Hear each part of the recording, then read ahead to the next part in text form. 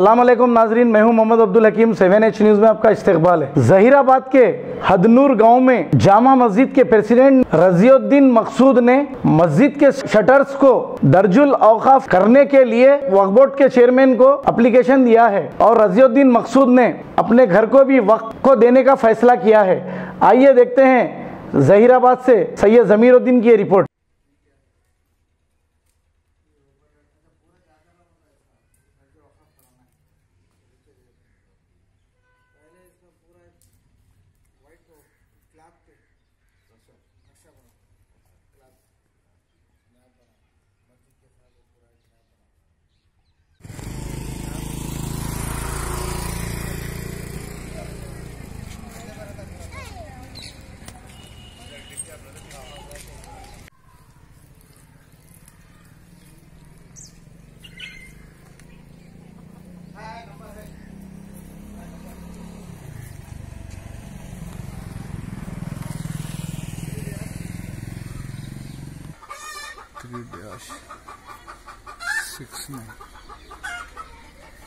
बोलिए।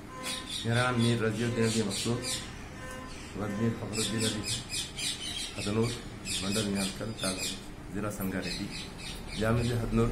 यहाँ पे तकरीबन 200 साल से ये मस्जिद कायम है। ये मस्जिद के तहत 10 मस्जियाँ तामीर की गई हैं जो हमारे वालिदैन की इशारे साहब के लिए वक्फ की जा रही हैं। आप ये वक्फ करने की वजह क्या है? वक्फ इशारे साहब के लिए। इशारे साहब के लिए। हाँ बोलिए। अस्सलाम वालेकुम, मैं वक्फ इंस्पेक्टर संगारेड्डी, चेयरमैन साहब की हिदायत पर हदनूर मंडल का दौरा किया। हदनूर मंडल में रजीउद्दीन मकसूद साहब ने 10 मलिया मस्जिद और उनके साथ एक उनका पुराना आबाई घर जिसको 3-69 सर उनका घर का नंबर है, उसको भी वक्फ किया है। अब इंशाल्लाह वो बहुत जल्द दर्जा वक़्फ़ किया जाएगा।